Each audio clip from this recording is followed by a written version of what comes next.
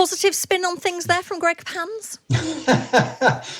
Slightly, yeah. I mean, I won't go so far to say there was a lot of artisanal creperie there, but there was certainly a lot of spin. I mean, I think he's right to point out that Uxbridge, does raise some concerns for the Labour Party, but I think we need to be very careful that we don't accept the narrative that that is the most important result of the night. I think you'd have to point to Selby and to Somerton and Froome there, simply because they bear out really what the opinion polls are telling us. And certainly and I think most people who observe politics would take opinion polls over by-elections any day. I mean, in some senses, there must be relief, I'm guessing, in the Conservative Party that they didn't lose all three. But then equally, it's hardly a ringing endorsement. I mean, even if you look at in Uxbridge and South Ruislip, Steve Tuckwell, the Conservative candidate who won, obviously replacing Boris Johnson, in his acceptance speech, he said Sadiq Khan, the London mayor, lost it for Labour. I mean, it's hardly a ringing endorsement of the government, is it, if the Conservative candidate is saying that?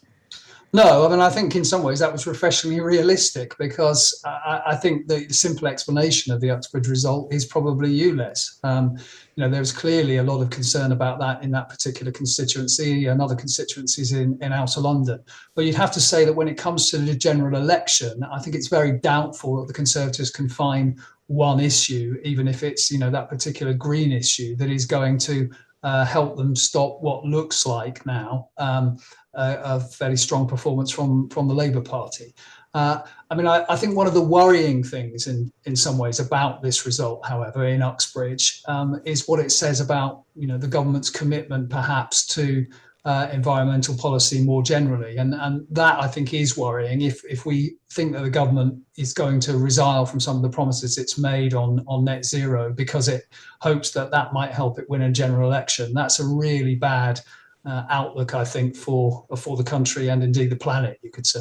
Let's talk about Selby and Ainsty, because that was a pretty safe seat for the Conservatives, 20,000 majority, won by Keir Mather Young, just 25 years old, going to be the youngest MP in Parliament. How significant is that when you look at the history of things, and bearing in mind with that caveat that by-elections are different to general elections? Well, it clearly is a big, not necessarily unprecedented win for Labour, but it certainly will go down in the history books in that sense.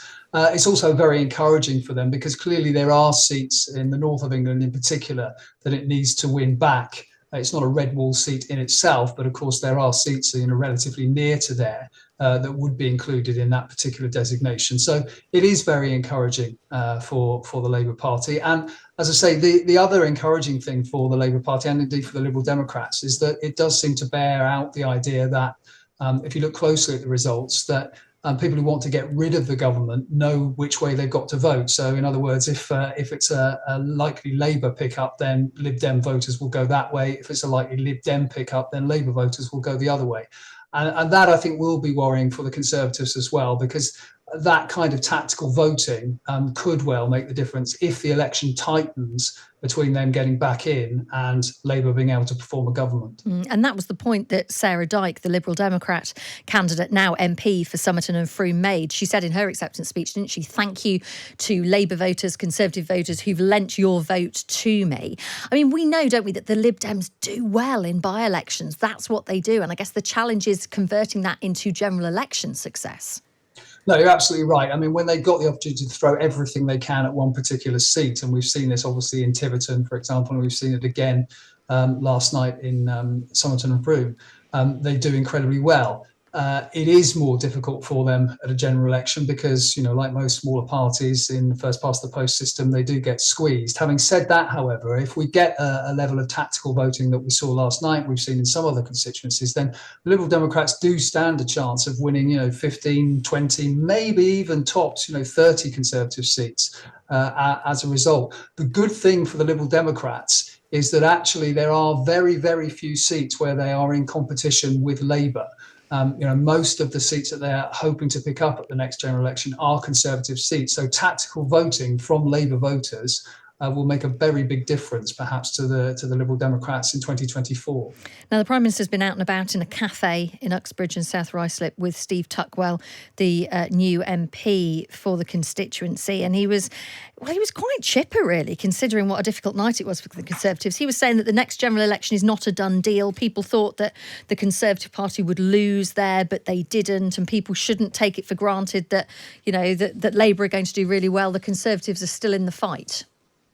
Well, to quote Mandy Rice-Davies, he would say that, wouldn't he? I mean, he doesn't really have much choice but to put a positive spin on this. I think in his heart of hearts, he must know that things aren't looking particularly good at the moment. That doesn't mean, obviously, that it's a done deal. I mean, we've got 16 months or so to go before a general election, and, to coin the cliche, anything can happen. But I think, given that we are only 16 months away, and we have a Labour lead in the opinion polls of nearly 20%. I think it's going to be quite difficult for the government to turn things around, particularly when the economy is not responding in the way that Rishi Sunak and his colleagues hoped it would earlier in the year.